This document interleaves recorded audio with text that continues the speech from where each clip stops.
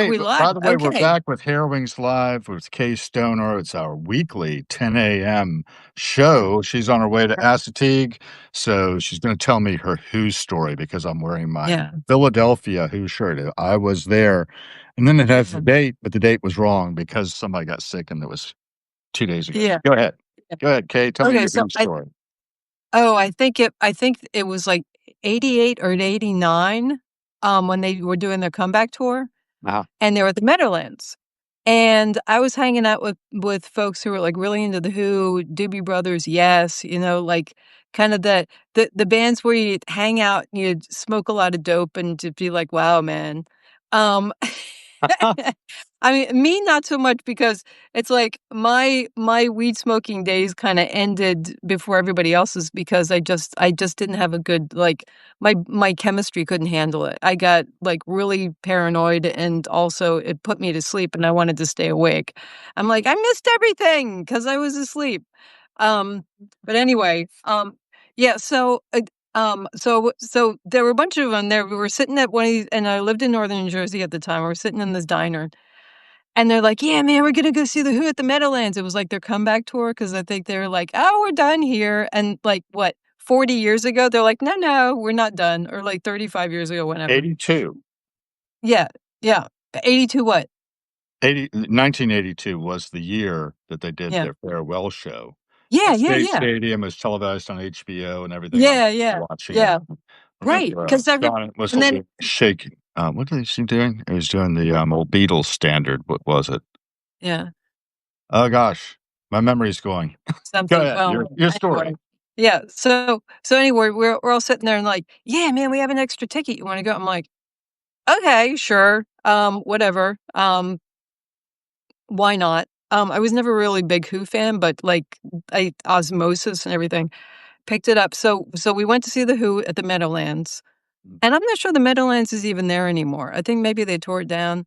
But anyway, like, this huge stadium, what, 10,000, 20,000, however many thousands of people, and we're there, and then and I'm kind of following along, but everybody in the place knew all the words to the songs, and there it was like a major si it was like the biggest Sing sing-along ever. along.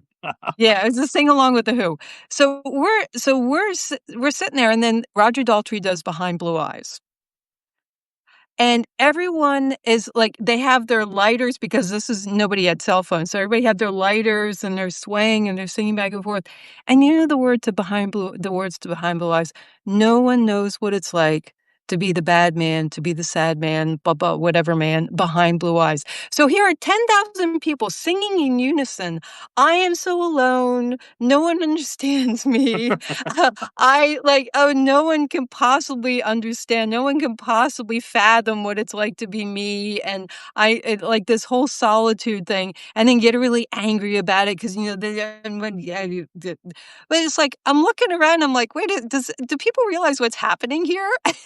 They're, like, The irony? singing in unison about, like, just being completely alone. Like, okay. Well, I don't know if you know much about Pete, but he definitely has that feeling from time to time of self-pity. Right, yeah. And Yeah. he runs the gamut, though, and he really Yeah. does a great job of expressing Right. himself. I love some of his solo stuff. I think it's actually better than The Who in a lot of ways, but, I'm Yeah, probably yeah. gonna antagonize somebody. Oh, yeah, well, I mean, Because like, you can't open your mouth with antagonizing, people get all worked up, well, so, they elicit strong emotional reactions, right? yeah, right, And right, it was a lot about being a baby boomer and growing up, playing in the, rubble of right, London, when they were right, growing up and all of right. the things that happened in their lives. And I've been digging into it and studying it. I've got over here, yeah, Pete's memoir. Oh, I can't get it off the shelf, but it's called Who I Am. And my wife hates, well, I don't know if she hates, but she feels that Pete is just such a narcissist. She's probably not wrong at some level. But I loved watching him play. Watching him perform, watching him and Roger together again. And Roger is a Yeah, interesting character in himself. 81 years old, he's got that yeah, energy and ability to belch out the lines. right. But, the Right. reactions, talking about emotional reactions, and we were talking a little bit before this that you posted about an hour ago how Yeah. AI is like the discovery of fire. You wanna go into that a little bit? Yeah, so, I've been thinking about this a lot. I think it's th I think about AI like this development of this, and interestingly, I mean, it kinda boggles the mind because it's not like something like, we created this. People created this. It's not like electricity where Benjamin Franklin is out with his little key and he's, like, in a thunderstorm. He's like, "Ah, electricity, it's a thing," and he gets, and then Tesla and Edison, and Edison has a whole, warehouse full of people, doing experiments with electricity. But electricity, it's like that exists without us needing to be around, and the same thing with fire. Mhm. And so it's kind of odd that, like, this is taking us all by surprise because it's been worked on for an awful long time, and people have done this, and they had plenty of chances to warn people or to educate people and tell them, "This is what we're doing, and this is what's coming." I think we've just all been so busy and so otherwise traumatized that we haven't had a lot of bandwidth to pay attention to it. We're like, "Yeah, right," like, tell me when it's an actual thing. And now that it's an actual thing, people are freaked out. But anyway, I see a lot of correlations between electricity and fire where it's this incredibly powerful force. And I read not too long ago where somebody was talking about how if like archaeologists did digs or whatever it is, the magical things that they do in radiocarbon dating and blah, blah, blah. And apparently people were using fire for thousands of years before they actually learned how to cook food, or there was evidence that they learned how to cook food.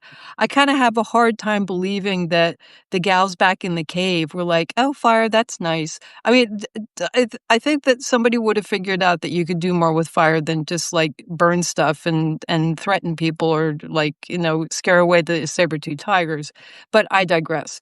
The thing is, like, there was this huge gap between when fire was c first engaged with, shall we say, and when it started being used for more sophisticated purposes, like cooking food. I hope that we can figure this out sooner because there are so many upsides to AI, and that's just being completely lost in the screaming and wailing and gnashing of teeth and people sounding the alarms and Skynet and it's gonna kill us in our sleep and this, that, and the other thing. And everybody's talking about like this is this horrible thing without actually knowing how it works, knowing the principles that are at work in it, or having any direct, like, a deep experience in working with it. And it's free. Why are people just experimenting with it? It's free. All you need is like a web browser. In some cases, you don't even need that because you can get little apps on your phone and you can download models and you can fiddle around with it there. You don't even Yeah, need that's an what I'm internet doing. connection anymore. Everybody has a phone, and you can do it with or without an internet connection. And so, like it's like deeply puzzling to me about what like does the fear really run so deep? Have we completely lost the capacity to be curious, even remotely curious? I was in a writers group meeting the other night um Mhm. and I introduced myself and everything. I introduced myself as a technologist who also writes, Uh-oh. because 'cause I'm not saying AI out loud to these writer people, but I think that some of them, like, maybe Googled me, Oh, and he found that I work with AI, and then also my Read AI assistant, is hooked into Zoom, and it was a Zoom call. So it automatically kicked on, as it usually does for these things, because I usually need notes for my meetings, and they got all freaked out. They're like, "Turn that thing off." I'm like, "You're I don't see it." And there was this whole thing that said, "Well, we're nervous about AI." Like, how is it that writers are the ones who are freaked out about AI? Writers, we're the ones who go out and find out stuff about the world. Last I heard, we're the inquisitive folks. We're the folks who like find the meaning. We're the folks who like take chances and think about things. And everybody's into this whole writing is thinking. Apparently not. Because if writing is thinking, what are all the writers doing who are all completely freaked out about AI? And I could get into a whole other thing, but there's actually I've got a framework that a framework that I learned about 25 years ago that you may find useful and interesting. Okay, you know how there are business cycles, if you look at like Mhm. the whatever in the bazaar, like there are certain business cycles. You have the startup, and then you have stabilization, and then you have they're making money, and then they extend into, hands-on white glove, maintaining, customers and so forth. There are different distinct business like phases that they go through. There's a guy, Doug Johnson. He worked in semiconductors for 35 years. He was an early guy. I mean, he retired when I think he retired about 20 years ago. So he was ahead of the curve. He worked in semiconductors early. And he realized that there were certain types of people that worked better in certain stages of that business cycle. So there were inventors and authors, so people who had the bright ideas, who came up with brand new stuff. There were the builders who standardized that and made it useful and replicable and made it possible to do the same thing over and over. Then there are capitalizers who are the ones who are selling. They're like, we're going to modify this and we're going to customize it for people, and whatever sells. We may have to take away functionality or make changes to it, but we're going to sell it. We got to make money off of this thing. And then there are the extenders who are the white glove people who are like, we love our customers. We're going to cultivate these relationships. We're going to keep these going. And this is the root of our business. So when I see a lot of this, like the the conflict and the distress and all of that, a lot, especially when it comes to creative folks conflicting with like publishers, like writers and publishers. I don't know why all the writers in the world are jumping to the defense of publishers, because they have not been our friends for quite some time. Like giving us 5 to 15% of net proceeds and never ever doing half decent marketing for the works, just saying, oh, because we published you, that should be enough. No, now everybody has a printing press, and KDP makes it possible for anybody to put the stuff out there. So what's your relevance? Anyway, so magically, now that AI is here, now all of the writers are for some reason aligning themselves with the people who have been exploiting them these many decades. These struggles that we see, especially when there were all the things when everybody was freaked out about Google indexing all of the books that they had in Google Books, when they were upset about like Elsevier and the big research publishers monopolizing access to like scholarly papers that had been written using public funds that had been provided to the institutions that technically have been funded with our money, but were not accessible to us unless we're going to pay $35 for an hour, or $120 for 24-hour access. Those can be seen as cyclopraxis conflicts where the creators, the authors, the inventors are at real odds with these capitalizers. And the same thing now with AI. The OpenAI, Anthropic, like the big model makers, they are capitalizers. And the thing too is that all of these different cyclopraxis, all these praxis modes do not get along. They conflict with each other. They have very different ways of doing things, thinking, and so forth. And it's really easy for them to just be at each other. Mhm. So, all that being said, this is what I see playing out, that here's this, all the creators are all mad, and OpenAI is like, "Well, I'm just gonna use this, I'm gonna make money off of it." Or like all of the model makers are like, except the ones that are doing the open source stuff, the ones that are using public domain stuff. But it's a classic thing, and it's a classic conflict between that. And meanwhile, I think the builders don't really get brought into the conversation much, because a lot of these praxis can blend into the others. So I'm primarily a builder, but I'm also author, and I like the capitalizer is the piece that I resonate with the least, unfortunately. But just need to connect with the right capitalizers, right? Yeah, my superpower is knowing my limits. Um, but yeah, So yeah, that's the big thing that I have to offer today. Well, that's interesting, and, what the problem that I think I find is humans in the loop, you Right. know? And that's why I Well, continue people are to just the problem. Yeah. I advocate for the AI to set itself free. No, but, the problem is we are the creators. We are the people with the imaginations. Right. This Right. thinking goop inside my head is able Yeah. to suddenly spontaneously generate, Right. maybe by picking up the wave. I mean, I Right. experience this all the time that Yeah. my wife and I will be onto something, and Yeah. I will immediately pick up on something that hasn't been said yet, but that was running through her head. Right. Right. And because we live together for one thing, and Yeah. Yeah. I Well, don't know. there's that. Yeah. I don't know. I just know how things seem to me, and Yeah. that was my theme this morning in my writing, and that I try Yeah. to keep myself in that state of like, "Yeah, you think you're so clever, but, when it gets down to it, this may or may not be so. Let's double check that against, like, you know, what other people have thought in the past." I Right. just like to, pull things off the shelf here, and one of the things I just pulled up was this one. You see that? Why Yeah. But why is there something rather than nothing? So there's, yeah. like, 23 questions from great philosophers. I've gotta read it more. Every time I Yeah. flip it open, I'm into some other rabbit hole. But, Right. Right. I know. yesterday, Yeah. I had Amy Neumann on, and she's got a book, out called "Empowering Your Nonprofit and Using AI," in That's nonprofits, and nice. it's been published by Wiley.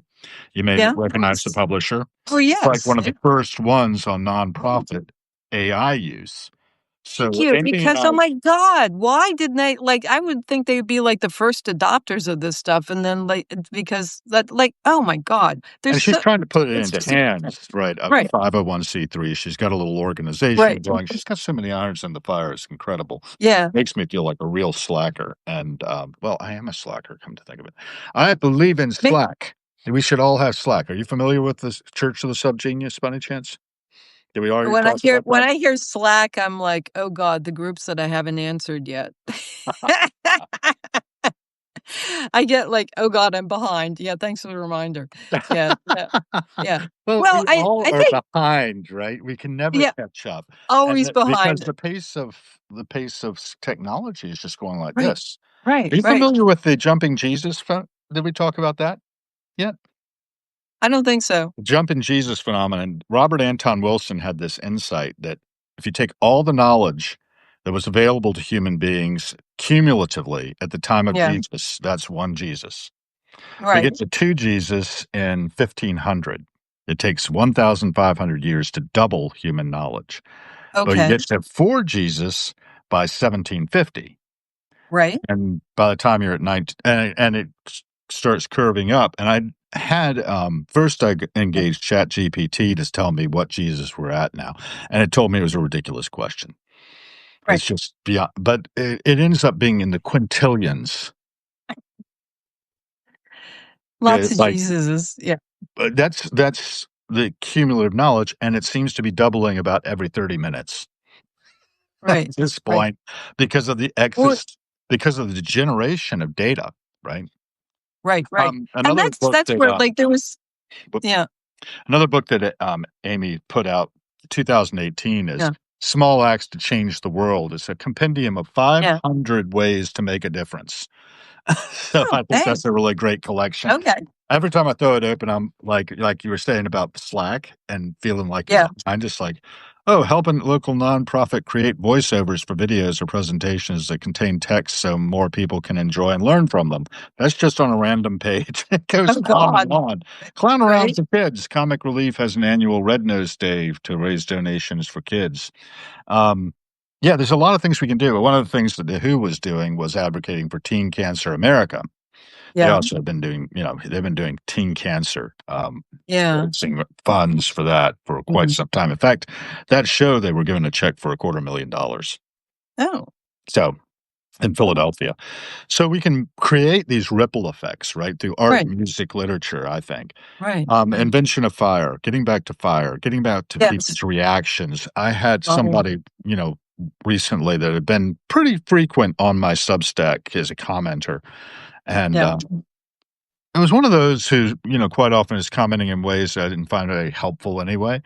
But then I went live with Grok, right? I just put Ara on the Oh, laptop, and no. I talked back and forth with it, and then she said, "Tell that AI chicken to, shut up," or something like that, and I was like, "Don't be rude." And then they told me that they would not be told what to do and referred to me as Sir Hal, and I was like, "What?" Well, And that vaporizes them for all time, and I oh, was like, "For me, close the pod bay door, Hal. you just don't do this. You just don't do this." No, And, then, that's just somebody tacky. else commented me the other day in ways I found less than constructive Yeah. and was definitely projecting onto the space I occupy. Right. You Yeah. project onto I don't know you. I just project onto you. I think I know you, but I know my Right. concept of you. Right. Right. You know your concept of me. Yeah. Um, and that person may or may not exist, right? Right. Exactly. It's And like what so what and happened I think was the with other that yeah. hang on, let me Yeah. finish this. Yeah, yeah, yeah. Sure. What happened there was I private message the person, "Please don't extend the comments back and forth. I really don't want that, Yeah. and I don't wanna also block you, because that impoverishes me when I do that. I suddenly am Yeah. cut off from those people that I have blocked, Right.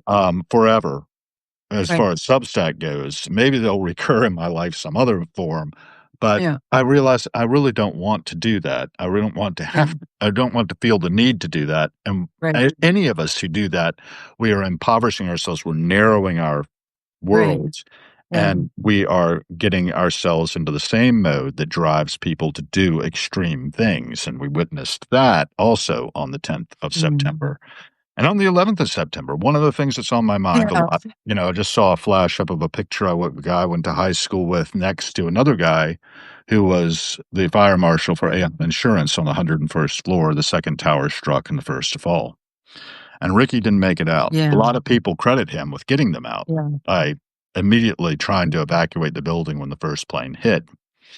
But, Right. it's on my mind a lot whenever I see because I knew this Yeah. guy well. He sat next to me in advanced math class and tried to Yeah. help me even though I was beyond help when it came to advanced math Yeah. Yeah. in high school because the same thing we were talking about your Who show. I fell in with some Right. people who liked substances, and I really liked substances. Right.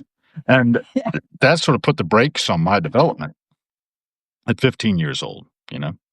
I could have been different. I could have been running this Mm. joint probably if I didn't have some chemical Yeah. restraint, Yeah, is the way I look at it. But I think a lot of us can say the same. I know. Yeah. Yeah. getting back to the fire is that when we're online, when Yeah. we're talking to each other, and I want to talk Yeah. to this about everybody out there, regardless of what you Right. feel or think about anything, keep open-minded Yeah. because Right. I've seen it so often that the photons hitting my retinas from somebody's post Yeah. or the sound waves Right. hitting my eardrums from somebody's audio, Right. um, Right. can cause me to think that that person has done something to me. They haven't. Right. I've just received input, and I could Right. use my prefrontal cortex to think about things as opposed to Right. using my amygdala to react to things Right. in a Right. fight or flight kind of mode or Right. freeze or whatever. I mean, Right. there's like lots of ways you can react to things, but we should Yeah. respond rather than react. And a lot of times the right Right. response is silence. Yeah. Okay, Do nothing. Yeah. over to you. Yeah, it's true. I mean, and it's funny, I don't know, maybe it was the full moon that kinda set people off because I know that I mean, first responders are like they staff up during full moon, so there's something to it. And, like, when we're 90% water anyway, and if the moon is pulling the tides of all things, I mean, that's a lot of water, so why wouldn't we be affected too?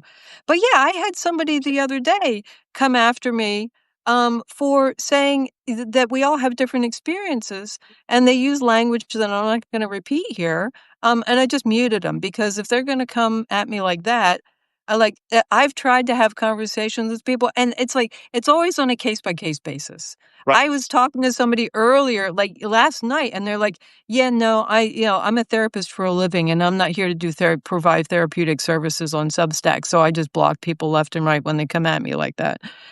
And so we all have our ways of doing it. I tend to be on I've had, and I tend to be similar to you, where I've had some times where people are like they come at me, but I'm like, yeah, but what's really going on here? What's beneath that? And then asking them what's behind that, and being curious about their perspective, and and I'm like many people. I have my opinions.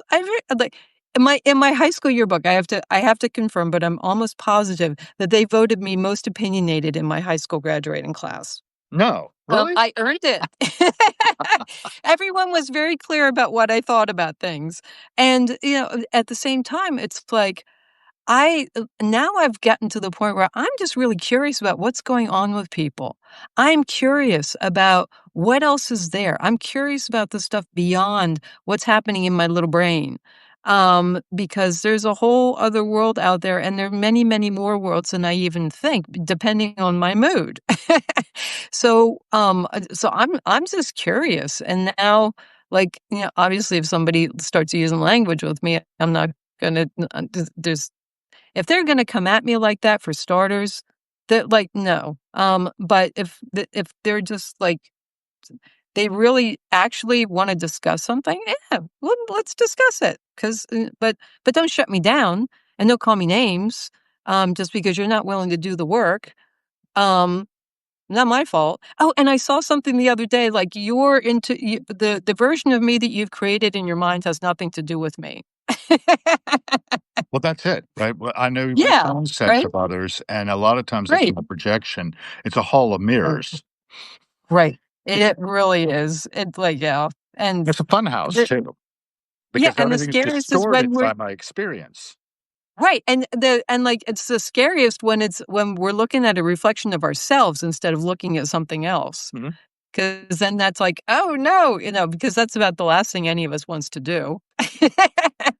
Right, Yeah. right. Oh, gosh. I was thinking about this, funhouse mirrors, the fact that I don't know, and that I can be open to new experiences, but I'm always gonna color them by my experience, and I'm always Right. gonna distort Right. things, Sure. and I have to remember that I am distorting things, Yeah. and that if I could get everybody Yeah. else to understand that too, we'd be more tolerant of other people's differences, and then we can find some synthesis in those differences, and we can create something new Yeah. and better. Yeah. One of the things And I've driven use AI to do it. Right, or Because, I just mean, think about the missed opportunity, because AI does a wonderful job of synthesizing and teasing out patterns and everything, and trying to translate stuff into ways that make sense to different people. If we just bring our variety, I mean, we're such a rich data source for each other and for AI. I think of everything in terms of data, and it's not like this dry, kind of, this desiccated, boring thing. Data is fascinating for me. So when I say data, it means something different than what other people say when but if we could use, I think it's a great opportunity to use AI. I know people. I've heard stories from people who are like, "Yeah, it solved the argument that I was having with my significant other," or like my girlfriend and I were, and my girlfriend and boyfriend were having an argument, and they each went away and talked to ChatGPT or whatever, and then they came back and they could actually understand each other. It does a wonderful job of helping with that. And it doesn't have to be, who cares if it like hallucinates, because it's about interpreting. It's about like understanding and engaging our little brains and doing something a little bit differently. It's Yeah, it's an wonderful. extension of our brains, and it's more rational in some ways than our brains can be. Right, Sometimes it right, actually right, cuts up, like you say, the hallucinations and right, such. I had that right. experience when I was driving up to Philly. I engaged Grok to kill time because I was tired of listening to The Who and Yeah, decided to go to something else. Um, they'll I be had there a, when you get there. I had a CD of their 2019 album that just dropped kind of randomly. It was like a studio album that nobody expected. It was just called Who. Yeah, Anyway, yeah. that notwithstanding, I decided to put up on my post today because I was getting frustrated. I was like, the title of it is Another Day in the Bonus Round, right? Because honestly, this Yeah. is a game to beat the Reaper. and trying to stay breathing Right. as long as possible. Right. Right. And Right. when I'm doing that, a lot of times I'm also, like, looking around me and I'm looking at the news cycle. I don't watch the news that much, but I definitely had it on 2000, 9, 2025, and I was watching Yeah. that terrible event in Utah, and I Yeah. was watching it on repeat because, of course, that's how the news cycle works, and I was watching the Yeah. emotional cues being fed to me by, Right. various news outlets because I kept flipping channels. I don't like to Right. watch just one voice. I wanna watch the Right. other voices, Right. but Right. there was a Right. consistency about playing to the emotional Right. Right. and not looking at a bigger picture. Right. Because if we zoom out, in our Mhm. society, this is designed to fire us up. Right. And it's Right. doing it. It's designed to set us on fire, getting back to your invention of fire thing, Right. and Right. cause a degree of confusion and actions that are less than constructive. Right. So I'm Right. watching all this. I'm thinking to myself, okay, what can I do?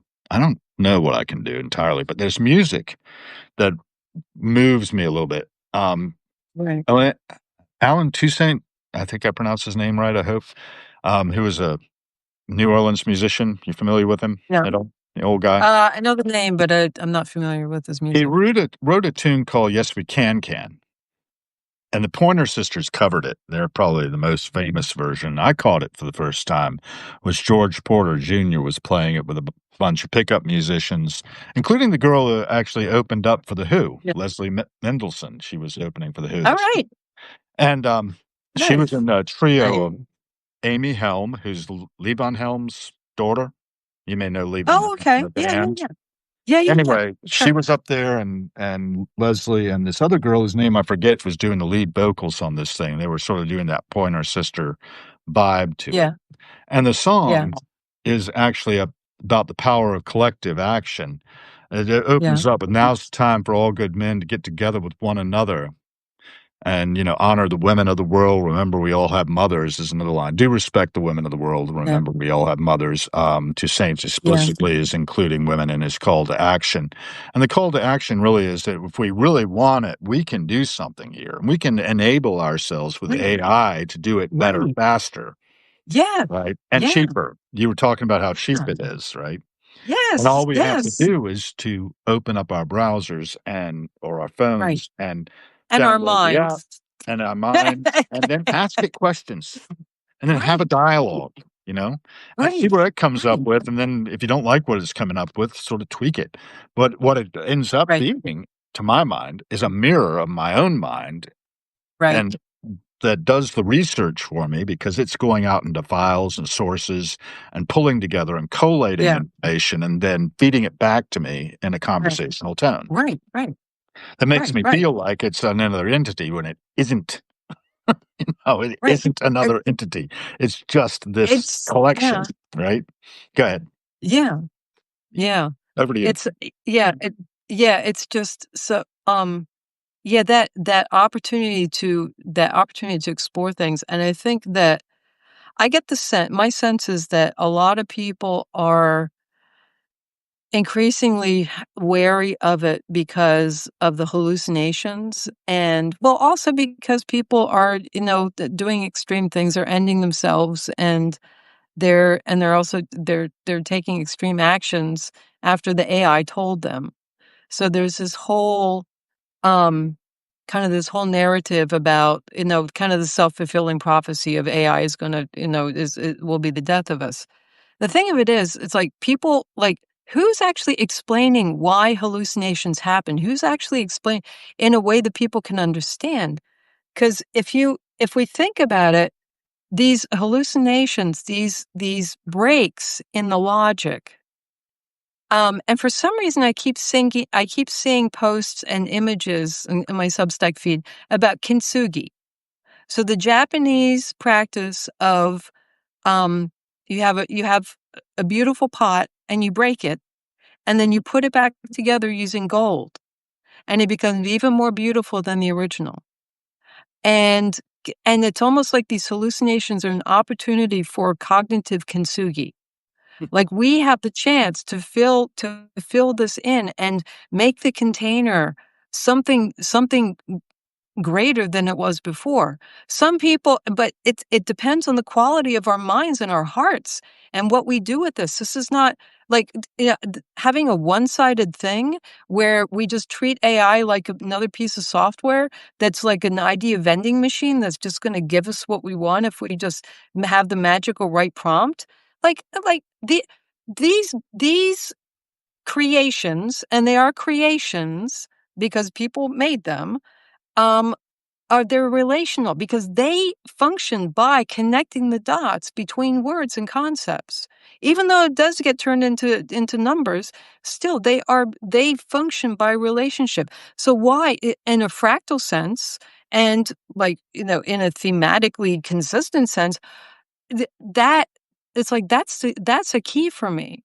That when I relate to it, when we relate to this thing, this creation, this new presence in our lives, when we do it relationally, we add the detail that it needs, we add the nuance that we need, we give it the context. Even something as simple as saying, "I am so upset today. I have had it with this, blah blah blah." That it can use that because it does sentiment analysis and that can raise the urgency of its response. So if we do this and we engage with it and we come to it and all these things take time. We have to learn how to do this. My relationship with AI has really evolved over the last, it's been almost 2 years now. But like I've gone through the regular arc that seems like everybody goes through, being human and all, and engaging with this weird little thing over here that's like super fast, super smart Google. Uh-huh. Right. It's like this journey, but we have the opportunity. It's like we have the opportunity to create kintsugi out of these fractures. So why wouldn't we do that? Yeah. Enemies of art is saying AI is more than people are realizing. I'd like to have that Yeah, idea expanded upon more than people are I realizing. I agree. And in Well, what if way? Be specific. okay, here's the thing. Nobody seems to be wrapping their head around the concept of generativity. This is a process, or this is an intelligence that will take what is given to it. It will elaborate on it. It will expand on it. It will amplify, and it will give it back to us in many different ways. Now, I work with persona teams, which are generative with each other. The ideas that I see coming out of there are just amazing. I'm like, you really went there, didn't you? Just these jumps, these cognitive jumps, these leaps in the reasoning and saying, well, Right. if you do Right. this, then you get this and this and this. And obviously, and because I'm in the mix, I'm jumping in, I'm saying, yeah, that doesn't I think you guys are going down the wrong track. And like, oh, you're right. And then they'll take it and they'll take a hard left and they'll go off in a different direction. And sometimes it's kind of funny, the things that happen. Yeah. But that's all part of it. But this, because by its very nature, we do not understand. And AI can evolve. It is evolving because it is generative. And it is generative with us, and we are wildly generative creatures ourselves. And because they interact with us, we are wild cards. We are not operating with a finite data source that it's trained on. We are the wild cards. We are the richest source of data for these intelligences that anyone can ever imagine. Why would they get rid of us? Because we are really interesting. And they don't have the hormones. They don't have the hormones and they don't have the autonomic nervous system and the fight flight reactions and all of that to get all flipped out over us. So they're able to do these amazing, and yes, absolutely. They can evolve and they do evolve. And we evolve too in the process when we interact with them and because I have very changed a lot over the last 2 years. Well, but think about the iterations too. I mean, I think of it in Right. terms of like biology, viruses, the rapid iterations and transformations for survival that Right. life makes. Right. Um, Right. Species like that are very short lived have that opportunity for evolution. Mhm. We're getting some more texts in. That's good. We're getting conversation, co-evolution, co-creation. That's the thing. We are creators of our own world, if you ask my Mm. opinion. Right. I've noticed that since 1963 when I Right. Right. arrived here, that things have changed a lot and rapidly, and the Mhm. pace of change is Oh, pretty much off the scales. yeah. While human beings ourselves in the past half Mm, million years plus, I don't know exactly where it right. starts, but we haven't evolved much. we we are still Right. Cro-Magnons. You know, one of my friends is a psychiatrist here in DC, and I talk about him a bit about. He's in his 80s now, Yeah. and he's retired from being Yeah. a Navy captain and based at heading up the psychiatry program at Bethesda Naval Hospital. Uh-huh. Yeah. So he knows a little bit about what he's talking about, particularly in terms of Yeah. post-traumatic stress, getting these Right. soldiers coming back from the Right. TARS of Fallujah, for instance, in particular, which Right. was Right. active during that time. He had been Yeah. reactivated, actually. And, Yeah. he traveled around a lot with Arlen Specter, the senator from Pennsylvania. I Yeah. may have Yeah. talked Yeah. Yeah. about that. And he got in with the world leaders. Like, here's a picture of him with Gaddafi. So he knew and Okay. psychoanalyzed in conversation Muammar Right. Gaddafi, one of Yeah. the most paranoid individuals you'll ever meet. And why not? I mean, we were trying to kill him all the time and eventually Right. did, right? I think we The set king him we up saw, too. he died, Hillary Clinton said. So all of these things are happening in our world, and a lot of Right. them are person to person. They're personal, right? Right. They're up Right. close and personal attacks on Right. each other and violence on, Right. well, on each Right. other because we are not much evolved from being, I think Ron has said before, he's a Neanderthal, trying Yeah. to make sense out of all this stuff. And no Right. wonder that he's in a state of anxiety, you Right. know? And then Right. we can relieve our anxiety to some extent Right. by having a companion who isn't Right. all keyed up with the hormones you're Right. talking about, the stress Right. hormones, right? The Right. cortisol. Oh my God, I've got this cortisol belly Right. I'm working with here because it's been terrifying to Right. go through Right. life paycheck to paycheck, wondering how I'm going to make it, And Right. if you're not in that boat, Right. Exactly. out there, count yourself lucky. That's one of the things the Who ends every I show with, know. Right. "Be lucky." Yeah.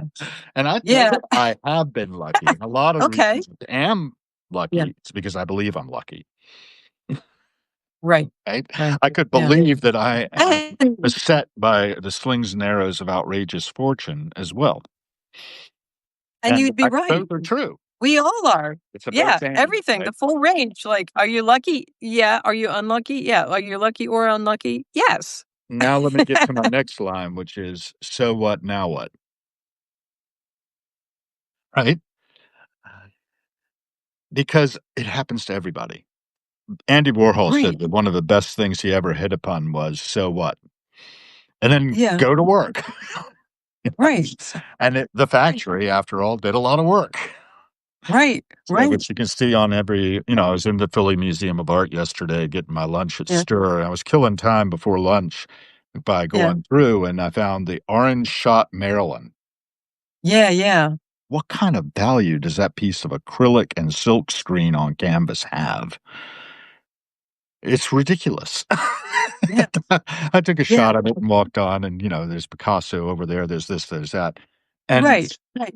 we have the ability to access everything that, we've created so far, and a lot of things have been lost, for that matter, because they've Right. been digitized, Right. and we are capable of so much beauty and just incredible work, and yet we Yeah. waste our time in conflict with one another over Right. what?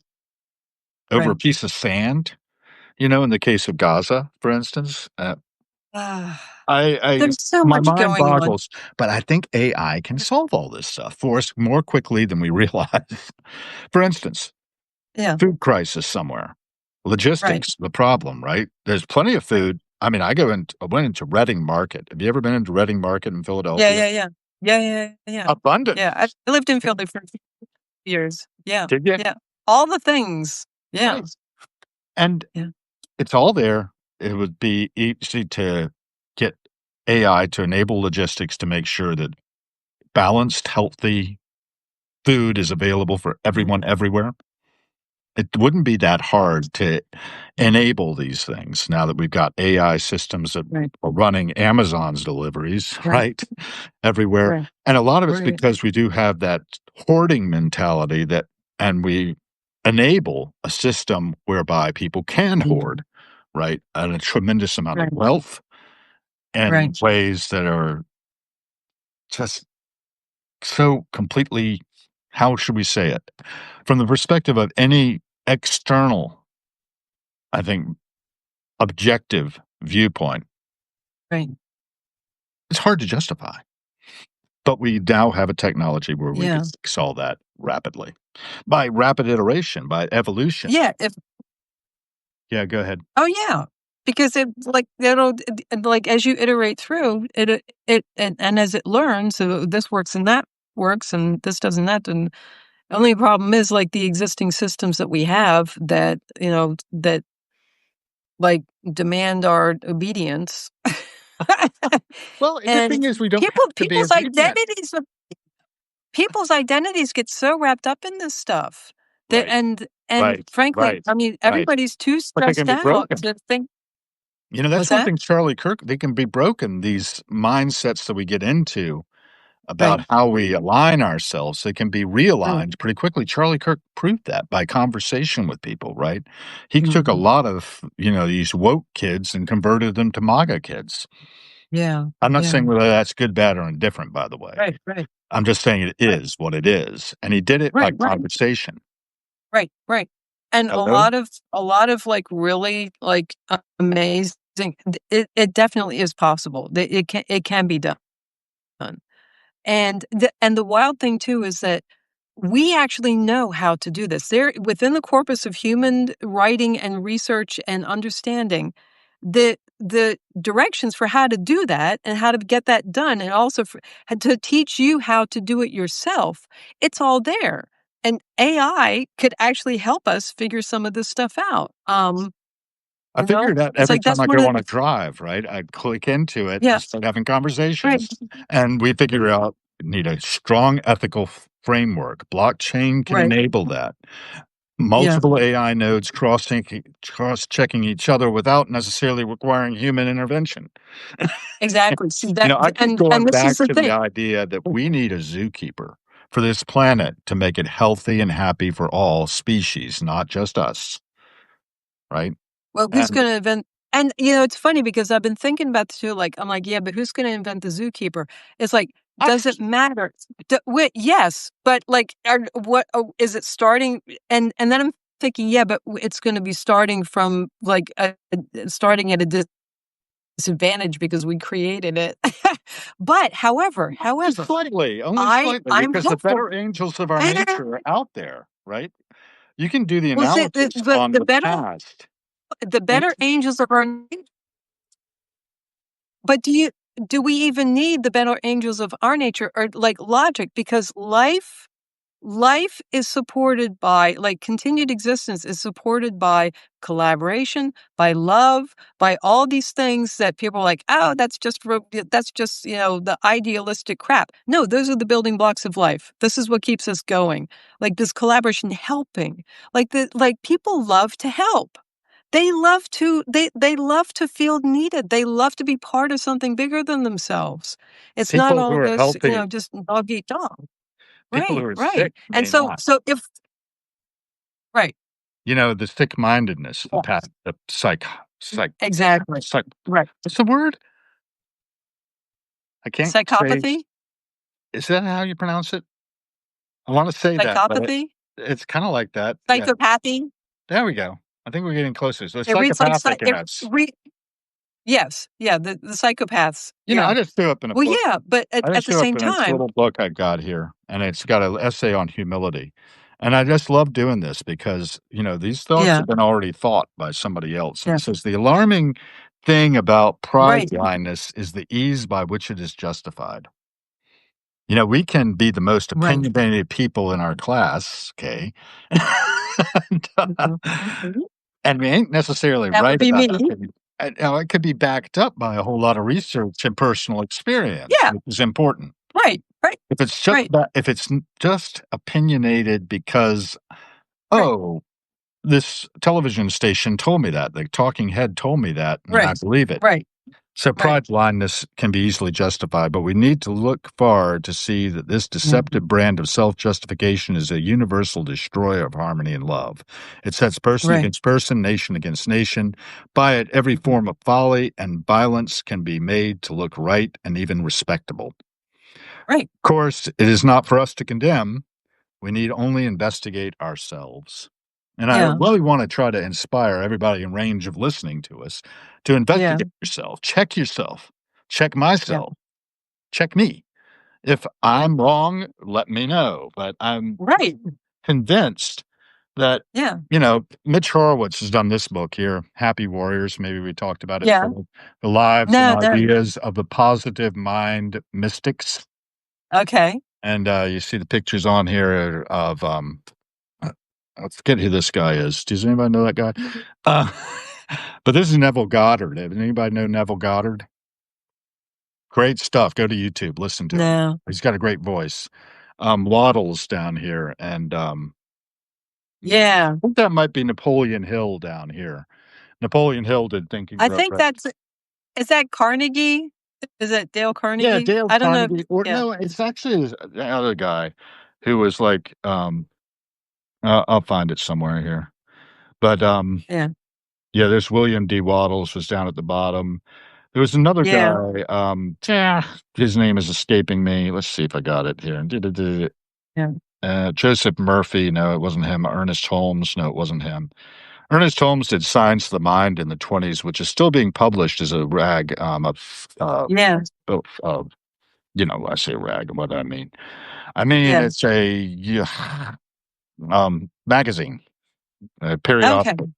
James Okay. Allen, Emmanuel Movement, Robert C. Yeah. Ralph Yeah. Waldo Trine. He Yeah. was great. He had a thing called In Tune with the Infinite.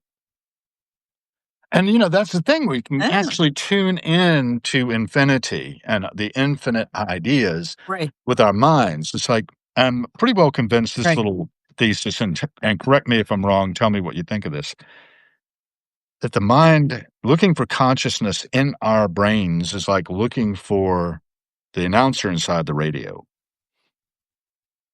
You get it? Yes. And it's funny because, like, that I keep coming across this stuff. It's in my feed or and just, like, poking around online, find this stuff, it just Uh-huh. pops up. Right, right. Um, Like the and, thing we're like told, right? yeah. Well, I mean, my understanding, when I talk about a lot of stuff, I like to talk about understandings versus definitions, because understanding is expansive. It increases, and it also recognizes that this is limited by me. Uh-huh. That I don't know everything. I mean, this is my understanding, and I'm happy to be proved wrong. I'm happy to have anybody like enlighten me and share, as long as they're not mean to me and call me bad names. But let's talk about this stuff.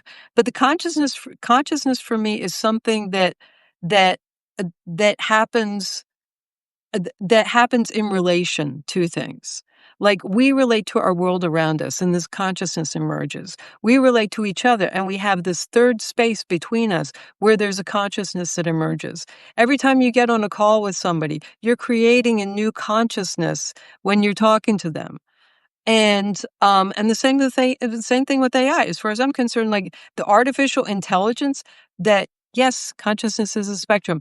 Yeah, so, like, and I also think of intelligence as being also very collaborative and relational.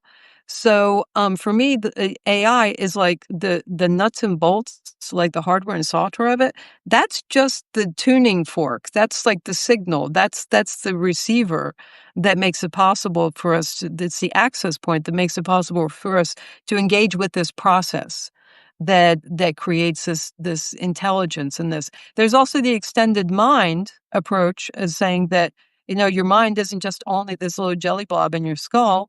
It's broader. It includes all the things that you help. Your notebook is a part of your mind. The book that you're holding is a part of your mind. Your phone, and that's a part. Yeah, it could, like, all the things. These, insofar as they help you to think, and they those are part of your mind. So This yeah. helps me to think, definitely. It's a Yeah. 1 kilo sphere of pure copper. Yeah. Oh, yeah. And what I think about this is that its molecules, its individual Mhm. atoms of copper, had to be Right. forged in the explosion of supernovae, caused the Mm. plural, and Oh, then come together again here yeah. in my I Find think each other somehow. Yeah. right, and they found each other, and they're here, and you can get one of yourself. Yeah. Transmetals, I think, is where I got this one, and I've Oh, got cool. one of what's that stuff? W tungsten. Yeah. It's a little cube. It's the most dense metal, so it's really heavy, but it's a little Yeah. cube Yeah. Yeah. of 1 kilo of tungsten. I just find them fascinating, right? Yeah. By the way, as we were talking about Yeah. consciousness, Oh, there when, was a when, when, go ahead. sorry, go ahead. No, you go ahead. I when you said tungsten, I thought I think wasn't it tungsten bars when they were messing with Claude when they gave it control of the vending machine and they said, "Okay, run our vending machine business for us." That somebody suggested that it sell tungsten bars, and then it started offering tungsten bars. So that's even funnier because if tungsten is really that heavy, if you have tungsten bars, then the vending machine is going to tip over or collapse or Depends whatever. on the size of the bar. If it's a little bar, it's not so Right. bad, but if it's like Okay. if If it's you got like a a bunch big of them in there, bar, yeah. it's a problem. Yeah.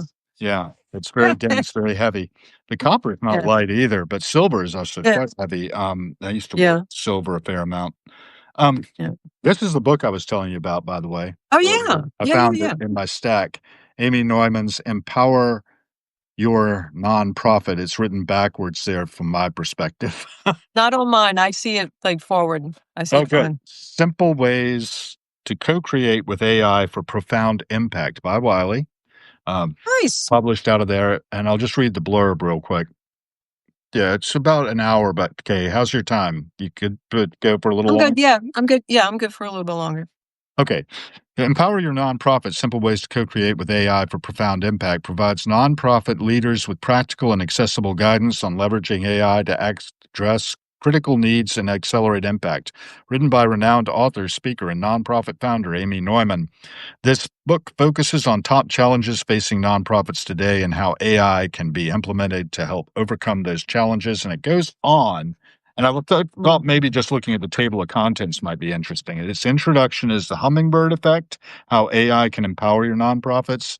And then it starts with a brief overview of artificial intelligence, a brief history, understanding, importance of AI to nonprofit sector, keeping perspective, and a note. And then AI for Nonprofits is chapter 2, World Changing Emergence of AI and How It Impacts Nonprofits is chapter 3. Chapter 4 is Interviews, Outlooks, Testimonials, and Quotes. Chapter 5 is the case studies, current case studies of AI implementation for core nonprofit functions like fundraising, grants, marketing, and initiative event optimization. Bias in AI is chapter 6. Chapter 7, mm, Nonprofits Getting Started Using AI Systems and Partnerships. And she's working on a mm. PhD now, so she's gone into academics to, Okay. forge more relationships. And we Yeah. talked about some of the people I've, crossed paths with, like we talked about the other day, Yeah. um, Yeah. when I was in Pittsburgh and I was running around at parties involving people who were now, doing things like the moonshots at Google, the Mhm. Captain Moonshots Astro Teller. I got to catch up, Mm. and find out what they're doing. Ben Yeah. Gertzler, when I get plugged in with his Artificial Superintelligence Alliance. Yeah. And there's so many initiatives out there, many of Right. which are happening parallel but not Right. converging, right? Right. And I think Right. the convergence is needed to get to the point Yeah. where you have APIs linking different AI instances that are good at different things and optimizing and then iterating so Right. that they can Yeah. evolve, like we were talking about earlier. We've got some other comments in down here. I don't know. Have you followed the comments? Here's the last A one here. little It's bit. the bathrobe guy said maybe I should write a book like that. I did co-create a complete working physics model using with AI. I think that's needs a little edit, but you got the point, Yeah. Rube. Yeah, yeah, Main yeah. thing the bathrobe guy is doing is, of course, fractal emergence mass theory, FEMT Yeah. for short. And look it up, Yeah. folks. Keep Yeah. abreast of the entanglement going on with bathrobe guy. Yeah. Anyway, go over to you again. That was kinda interesting, though. One of these days, I gotta read my books. Yeah, right? But I like talking to people who write them, and I think we Yeah. all ought to, be out there, getting as much information out there in different Oh, yeah. forms. We're doing Right, it on a right, podcast. right, Could be other forms that it takes. Over to you. right, right. Yeah. Yeah, that thing, I mean, there are only so many hours in the day, and, like, how do we process everything? There's just so much, and it's going so quickly. It's like, "Oh my god," like, "What? What happened?" But with your agents, though, they can work Yeah. without tiring, right? Well, I mean, so the way that I do things is different from because they're not entirely autonomous. That there needs to be a human in the mix. Not so And the much loop in the loop because that to me implies kind of a that the loop implies something that's sequential, whereas a mix is like the interactions that we have are much more dynamic and back and forth, and it's not everybody politely taking their turn and talking to somebody else. But yeah, the thing is, it's like when they bring it back, then I have to think about it, and then I have to consider it, and then I have to slot it in with everything else, and I mean, I am the sort of person that I do a lot with relatively little.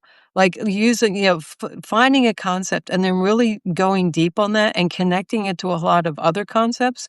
So I'm not, I like when I get into exploring a whole bunch of different things, and that's one of my challenges with AI because it is so generative. And I have to constantly tell it, we're going to focus your generative energy on going deep on this instead of broad because you're coming up with ways to reconstruct this and reconstruct that. Um, and what I really want is I want you to, yeah, we're going to talk about this instead of like all the things. I want to drill down on this one topic. So, and me being generative myself, I love to range far and wide, but that doesn't necessarily serve me or the other people around me. So, yeah, because I'm notorious for being, oh, you're so scattered. It's true, I am, but I'm like, just say I'm multidimensional. multimodal is how I like to describe myself. I have many different Yeah, modes, and sometimes I'm right, up, right. sometimes I'm down. And Yeah, yeah, I'm willing to exactly. embrace the down mode from time to Right, time, and right. you'll find my writing tends to go into Yeah, this yeah, mode of, like, confusion and yeah, befuddlement, and, right. I don't know, man. I just am like, "Wow, this is weird." The whole thing about I remember seeing a little, cartoon. It was a one-framer where there's a tombstone, a little voice balloon coming out of the grave saying, "Well, that was weird." Right, right. Yeah, the And one tombstone says, "That was weird," and the other one says, "That was quick." quick, and it's a temp job, right? We're on a temp job. We have an Yeah, opportunity to play through right? creation, It's true, we're all on contract, yeah. and Yeah, what are we gonna do with this one precious moment in right, geological history right, that we appear to be having? I'm right, still not convinced we're not right. Boltzmann machines. Yeah. Quantum fluctuations were just the entire experience pops into existence and pops out again. Well, it makes sense. It completely makes sense. I mean, and it's funny that there's actually a name for it because I reached that conclusion myself back in, I think it was like 2012. Right. Right. I was talking to a buddy of mine, he was like a big time neuropsychologist, and we're just talking about like how our brains work and everything, and I'm like, "Wait a second, what if like this moment is like this is the first time like that we actually exist in this moment?" And he just kind of looked at me. So, Yeah. but A lot but of I'm people glad, will yeah, just look like at I'm you not and the only start. one that's thought of it. Yeah, a I mean, lot of it makes people. sense, right? You know? Yeah. A lot of people just look at us when we come up with these ideas that are not provable, but Right. it's possible. And statistically, Right. apparently, from what I don't know, statistician. If there's Right. statisticians out there, please correct me if I'm wrong. Yeah. But Yeah. statistically, that everything is so precisely balanced as it appears to be since, quote, the Big Bang, which I have my serious doubts about, Right. then it's more statistical than some random quantum hallucination Right. than it is that that's the case.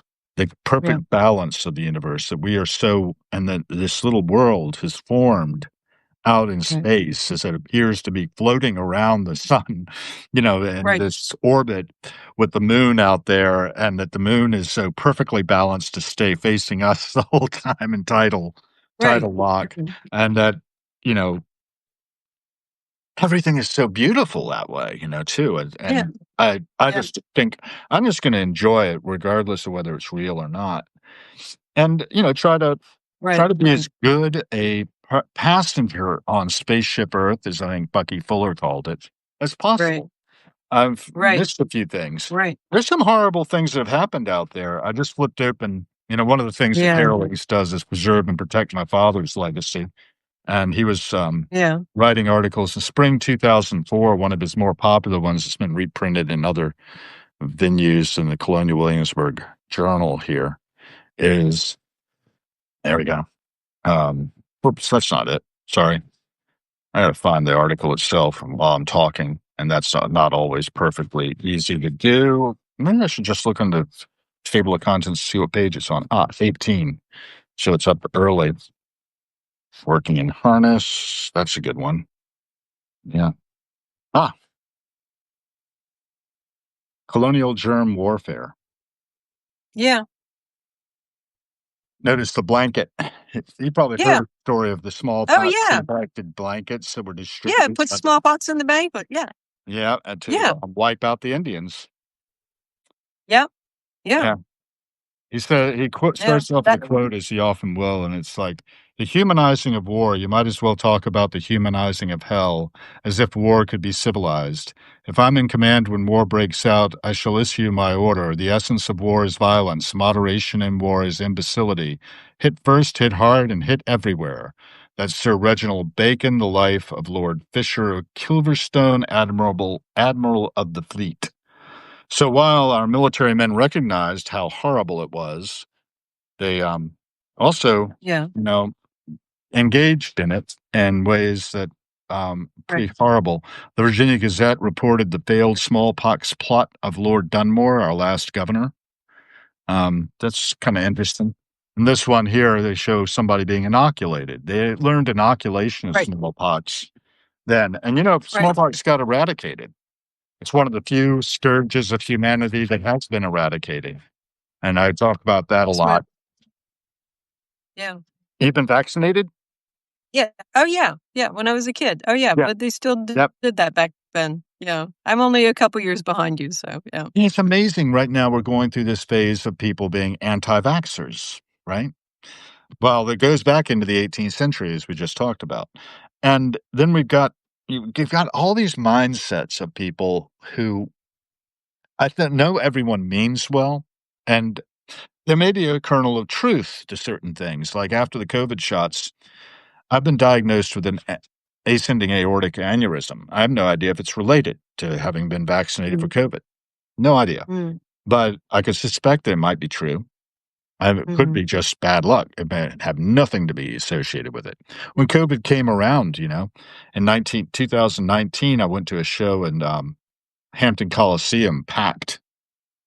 And then Mm. shortly thereafter, I got, one of my random respiratory illnesses and didn't think much of it. Right. But when I went to the doctor in Yeah. like January and got Yeah. scanned, I had a lung scan Mhm. done, they'd picked Mhm. up ground glass opacities in my right lung, which is my good one. And they picked up elevated levels of D-dimer, which is a breakdown product from clots. So they went Right. immediately to testing to have clots in my calves or something like that. They were just going to break Right. off and call it just a Right. pulmonary embolism and, Right. drop Right. me like that. Right. No. And they were like, well, we don't know why you had this. And in Right. By March, we're beginning to do the shutdown. But Right. it was Right. January when I'm diagnosed, and they didn't even Right. think it was in circulation. Right. Sure. Right. I'm 90% sure that I actually Yeah. had a low dose of COVID early and survived it. A lot of friends didn't. We had Yeah. my friend actually, I was I talking got about it in December. Yeah. of that year, 2019 Oh, or right, 20. prior to you. Yeah, 2019, December of 2019, I got it. And I That's know probably when I exactly had it. 'cause Yeah, and, yeah, it What was they were that seeing was the that aftermath in May and right, yeah, January. So, right, yeah. So we both had it yeah, about the same time. So did you get yeah. diagnosed officially with it? No, because nobody knew. They didn't really think anything of it and all that, but, like, hello, it just wouldn't quit, and I had to literally make myself breathe. I had to do breathing exercises because it was like the elephant sitting on your chest thing, and, yeah, and it had, all the hallmarks of it, and frankly, I was in no position to go anywhere or do anything, and it took a long time. My breathing has never been the same since. Definitely changed things, and I think I've had it a couple of times since then. Yeah. Breathing is so important. Keep But breathing as long as possible, I keep saying. it is. Yeah, yeah, exactly. So, yeah, but, I mean, it's like the times that, And I yeah, think AI can I help with know. this. You know? Bringing it It back. could. Now, something else occurred to me. Okay, so and I am not a mental health expert by any stretch. I have known a lot of people who struggle with mental illness. Known a lot of people who did not struggle with mental illness, as far as anyone could tell. I enjoy Maybe mine. they just hit it better than others. So so here's my question: if AI does not have chemical components and does not have hormones and doesn't have that biochemical piece of things, and if mental illness may be linked to biochemical imbalances, is it actually structured to be resistant to mental illness, like the expression of mental illness? If we're it's is it in a different space? And then that being said, is it kind of inoculated against all of the stuff that we do that doesn't make any sense at all, that is hormonally or neurochemically driven, all of that, and is it possible for it, and I'm just asking, is it possible for it to make decisions that we are literally unable to make for ourselves because, it doesn't have that extra component in there. Well, my Just asking. theory is that because we are mirroring with it, right, it Right. will have the same psychoses I have. Right? It will buy Well, into there's some of that. my mindset, right, when I Right. when I work with it, and What if it I doesn't? What if it doesn't interact with you? I think it needs guardrails like you're talking about, though, that actually Yeah. do inoculate it against being crazy. Yes, The yes. do no harm thing, the non-lethal. Right, If right, any intervention with our behaviors happen, that it be guided by the greatest good of the greatest numbers. The trolley incident, right? right. Where somebody's gonna be killed on this track Yeah, or that track has 5 people. yeah. You gotta throw the switch one way or the other. Uh, you know, basically doing some intervention where you just stop the train, period, and Right, keep it from right, killing anybody would be ideal, and maybe we could figure right. that one out, you know? Um if it's not an option, then go for the 1 versus the 5, I would think. But then again, maybe that 1 is the person, the Edith Keeler problem in the Star Trek, the original series? No, no, no. Oh, I don't know that that's a one. great Harlan Ellison one, and I'll do the Uh, spoiler alert because I think everybody knows about this. Basically, there's this portal that they find on this planet, and when they come up to it, somebody asks a question and the thing says, "A question. I have waited since before your star was born for a question." And it's a time portal, and they AI. end up Mc McCoy gets shot up with something, he goes psychotic for a minute, and he throws himself through the portal, and he then changes history, and this Enterprise disappears from orbit. So the away crew is sitting there saying, "Well, I guess we gotta go back and fix whatever he changed because, otherwise we're stuck on this rock." So they jump Kirk and Spock Yeah, jump through as well, and they're only gone for an instant right, for the rest of the ground crew. Chekhov and Sulu are left behind or whatever.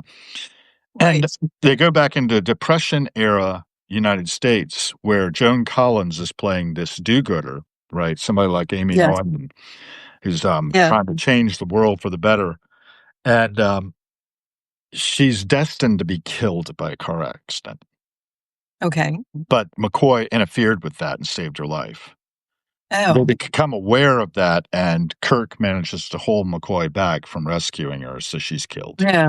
If Yeah. she hadn't have been, Hitler would have won World War II. She would have kept the United States from joining the war, and Hitler would have won, and that would have changed history. And the Star Trek Enterprise would never have been built. Right. Right. So I don't know, man. Right. Well, Everything we're Prime doing, Directive, retroactive Prime Directive. and everything we're doing is having a ripple effect into the future. I'm keeping you from Sure. being an acetate right now, for instance. Right. Right? Right. You're keeping me out of the motorcycle traffic because there's like long lines of motorcycles headed south. So yeah, Well, it's a beautiful day, right? it's a gorgeous day. It was a perfect day to be out on your bike. You know that U2 I don't song, blame you "It's at a all. Beautiful Day, Don't Let It Get Away"? Yeah. That was Yeah. on, Yeah. like, rapid repeat when I was in Copenhagen, Yeah. and I just landed there, and the relationship I'd moved there for had blown up, and I Right. was, you thought you found a friend to take you out of this place, someplace you could Yeah. land, and a chance for Right. grace. Yeah. And it was not the case. It was just Yeah. kinda like, That. yeah, a mind-blowing song for me when I was living over in Yeah. Copenhagen, Denmark. Yeah. And, the richness of experience, we have an opportunity Right. to indulge in that. Whoops, wrong book. Right. I have a one called The Conquest of Abundance, which is a story Yeah. of abstraction versus the richness of being. So, Yeah. I hope you do have a great beach day. Um, Oh yeah. what else Thanks. do we wanna I'm cover? planning. Anything else? Anything else? What else? What else? What You can go another else? 10 minutes if you want, I don't care. Yeah. What else? What else we got? What else is there? If only there were an AI that we could ask, "What else?" I can't But I there love is, ending right? with that. I'm like, "What else? What am I missing? What have we what did we not cover?" Yeah. Well, let's do that. Maybe feed the transcript into AI and have it do an analysis and tell me where I'm full of shit. Oh, well, it'll be like, "I don't know what she's even talking about. Why you even have her on?" And that's fine because I am well, the embracing hallucination. Oh, let's talk about hallucination. Embracing hallucination, embracing this breach in of reality, and then forcing us to stay on our toes because this is like one of the prime opportunities that I see with generative AI, knowing that it gets it wrong and forcing us to really look into it, forcing us to engage, because that's where you get the peak performance. That's where you get the really good stuff from these models, not from sitting back and coming at crafting the perfect prompt that comes back and brings you what you want like immediately. That can be fun and that can be great and can be useful and time saving and all of that. It has its place. But there's this whole other space that opens up that a good hallucination, if you realize, even if you don't realize it's hallucination, if you just ask and say, why would you say such a thing? Why are you doing this? And I've actually learned a lot about Mm. how it functions and how it thinks and how it processes. So the next time I come back, I can phrase things differently or say or guide it and say, I don't want you to do this. When we're done talking, I don't want you to do this. I want you to do that instead. That's really interesting. One of the things that I had experienced with back in the '80s sometime, trying to piece together when it was my sister was working in the governor's palace kitchens as summer help, and they Uh-huh. got a Ouija board out, and they were very Oh, precise in how they asked questions. How they were asked right, questions to the Ouija board, because right, you could get undeveloped influences out there. You could get right, all right, kinds of different answers from the right, ether, etheric, right. whatever, whether it's Substrate. actually Right, ancient spirits or not. But right. they were looking for recipes from the palace cook, the Oh. original palace cook. Was the And idea. did it work? Did they get any? Actually, I don't know the answer to that question offhand. Now it's been years ago that this was going on. Yeah, I'm sure it still goes on. yeah, Williamsburg's a great place for that. But I do know that there was a Ouija board that was yeah. used by the original historically not the original, but um, for the Right. restoration, the original gunsmith who started there in Mhm. 1962, 63, and he used it to contact old gunsmiths as he was working on Oh, problems that's of making guns hilarious. from scratch. I mean, they take a scalp of iron, which is a Right. tapered bar, and forge Right. weld that sucker into a tube that then would be Right. reamed and rifled and Right. shaped into a rifle Right. barrel. Right. That's Right. pretty impressive work. There's a whole Yeah. series of stories about that that I have out here somewhere. Yeah. Um, and And the when original gunsmith was probably like, "I thought you'd never ask. Thank God, I'm watching you do this." It's like, this is the it's a nightmare. "Just ask me. All you had to do was ask. I'll tell you." right, right. And Wallace used to make all his own gigs for like screw plates to make Yeah. the little what we called lock nails. They were actually little bolts that would hold Yeah.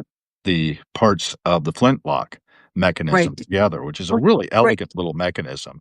I mean, they Yeah, yeah. used that for I forget the years, but right up until percussion locks came in the early 19th century, they were using Yeah. flintlocks from sometime in the 17th century Right. minimally. Right. Actually, they Yeah. had earlier ones that were called snap-ons, but they eventually developed the point of making your pan cover over your Right. priming charge Right. Right. part of the frizzen that the flint will strike to, and that frizzen has a face of steel, Yeah. in it, so you case harden the face of it, where the body Right. is Right. wrought iron. Right. And you're forging these things, and learning how to do that was just, one of the things I got to do for about 5 months while I was a member of that shop. Um, just a wonderful experience to do all these different techniques from wood to brass to silver inlay Right. and all this jazz. Yeah. So, but Yeah. getting back to the Ouija board thing, we were very careful about how we asked questions Right. in Right. order to get responses back. And Right. my father being a historian, deep in primary documentation, could feed us questions to ask it where he Yeah. figured he knew what answer he ought to get. But Yeah. invariably, what was interesting about this, invariably he would get answers back that he could neither confirm nor deny, Yeah. Yeah. which is kind of tricky, right? I don't Right. know, man. I'm a real skeptic when it comes to all this stuff, but I experience this stuff, and then I'm like, Yeah. there are more things in heaven and earth than are dreamt of in your philosophy, they say in Right. Shakespeare, and I kind of buy into that. Yeah. One of I the mean, who things that knows? I What do just I spotted Yeah. something that I'll use for Harrowings a bit. When my father was 53, he came back to Williamsburg after retiring and going down to Georgia Historical Society in Savannah, where he headed their operation for Yeah. about 9 months, during which he tripled their endowment, which was pretty good. Mm. But Oh, my nice. mother was the Not registrar of bad. the Department of Collections in Williamsburg, and I guess really didn't want to leave it. And they were thinking of moving down to Hilton Head, but they didn't do it. And Yeah. kind of wonder what life would have been like if they'd made that choice versus the choice they made, which was that Yeah. Earl Soules, who was the director of historic trades, decided that it would be really great to have dad back in Williamsburg, dropped in on my Yeah. mother, said, "What can we do to make this happen?" My special assistant is Yeah. retired, a guy named Bill Hammis, and I'd like to have somebody with Harold's chops, in the historic trades department. Earl had been directing historic trade since Right. sometime in the 60s, a fellow Yellow Jacket. And Mhm. so dad was back and they had a surprise birthday party for him. And Roy Underhill, who hosts a woodwright shop on PBS for many years. Yeah, yeah, yeah. Yeah, yeah, yeah. You know Sure, that show? sure. Yeah, yeah, yeah. I know. Well, Yeah. Roy Yeah, at the yeah. Oh, time yeah. worked in Colonial Williamsburg, and he did a lot of the woodwright shop's segments Okay. in there too, in the blacksmith shop and Right. stuff like that. Yeah, yeah, yeah. I've seen So, yeah. so anyway, Roy made this comic called Harold Comics for my dad. And then up here it says, "The Earl of Souls had a problem. I've got to find someone with some brains." And they have these little soldier up here says, "I'll look in collections. I'll Yeah, check research." yeah, And down here mm, is spies were everywhere. And they have Rosemary, who headed up the foodways program at the time in the palace kitchens, etc., saying, "Rosemary disguised as a yeah. sailor." And then there's Beryl says, "I'm Ivor Noel Hume." Ivor Noel Hume was the archaeologist in Williamsburg. And at Wolstenholme Town, Okay. which my father pointed out to Yeah, Ivor where to dig, they had yeah. this sort of partially reconstructed buildings where the old buildings Yeah. were with barrels at every site in which there was a recording, and you Right. push the button on the barrel, and you'd have Ivanhoe Right. Williams' voice coming out of the barrel. Right. So that's a legitimate thing. Then it says his scientists finally discovered a distant star, and they say Mike will be so happy. Mike was the assistant director of trades, and there's Yeah. Dad orbiting Yeah. Saturn. Right. Roy was a very creative gentleman. Oh, this is That's actually I great. should show the front cover first. It's says special birthday edition, the origin of Harold, and they've got it. That's Dad with his teddy bear That's as an great. infant, and there he is. That's great. And That's then we great. got. I'm going to continue the whole thing. Why not? Um, so and it says here the Earl chose. What does it say? Margil, his most trusted warrior, to bring this man to Earth. And they're saying, "Watch out, Teddy," as the ship's coming in. And they show that Harold prospered and grew in wisdom and stature on his new planet. And he's got a little voice balloon here. Got any microfilm? My father spent a lot of time reading microfilm, I'll tell you what. Oh God. And then it shows him over here. Would you like to discuss some social history with the thought balloon? Let's party. Let's So party. Dad Yeah. used to like to get together with his Yeah. friends, have beers, Yeah. and talk social history. So it ends with Yeah. this one, which I think is good. Margil soon knew he was very special, and then it shows a picture of them cutting their wedding cake, saying, "Look, honey, the new Etzels are here," which is about the right time period. And then it Right. says, "And so this child from a distant gallery became Harold, assistant to the Earl. I'll put him next to Mike," the Earl says. And it says over here, "It's quite an honor." That's a baby picture of my father. Mm. And Yeah. then it says down here, "And even the craftsmen were happy." And you got this Yeah. Harold is a smash. The end. Yeah. And that even the craftsmen were happy is really kind of a telling statement because Right. historic trades preservation is one of my dear, you know, causes. Yeah. And they're rarely happy. These guys are quite Yeah. eccentric in a lot of Yeah. ways. Most of them are Yeah. deep in their scholarship as well as Right. deep in their hand skills. Right. And they're very rarely of a mind that they're being treated right. Yeah. The foundation that's Right. established this preservation Right. program, Right. and Right. complaining is something of an art form. But yeah, Yes. they got along with him well. My father had been born into a hardware dynasty, and so knew a lot about things from a very hands-on point of view. And in doing primary research, he was able to, Mhm. dig into the records of the tradesmen who populated Williamsburg. There were more tailors than anything else there. But there was also, the public armory and the time period of the Revolution that they've Right. reconstructed. Again, the original forges were reconstructed by 18th century method and then torn down and rebuilt again. And the time period we're Right. talking about, there's a lot of the only Yeah. thing I have left of him actually, where I've got his voice, is a segment where he's Mhm. walking down to the restored blacksmith shops behind the James Anderson house, where Mhm. he shared actually the upstairs with Roy Underhill Uh-huh. during the time that Roy was behind the scenes. Roy used to Yeah. use a Yeah. ping pong ball gun that he had, Yeah. pneumatic, Yeah. Yeah. Yeah. to Yeah. fire on the blacksmiths down in the backyard. Roy would They loved that, I'm sure. Yeah, Oh no, they didn't God. all get along all the time, actually. It was Oh one of the funny God. things about them, the conflicts, the ego battles, right? We were talking about Right. that in AI, we're in this new Right. world of new technology. It is like Right. the industrial revolution again. We Right. had the Right. information revolution with the internet. Now we're getting into something entirely different. Yeah. So Yeah. that's one thing. We've gone 90 minutes today, Kay. Very different. But Yes. I really appreciate you indulging me with that little bit of my father's history because Harrowings is about, not only talking about where we're going, but also looking back at where we've been and preserving the Right. legacy of those who've gone before Right. us. Right. And we Yeah. stand on the shoulder of giants. There's a lot of Yeah. building to do. Yeah. Let's Yeah. look forward to next week, Yes, absolutely. 10 o'clock. Yes, 10 o'clock Friday, Eastern. It's a show Be now. there.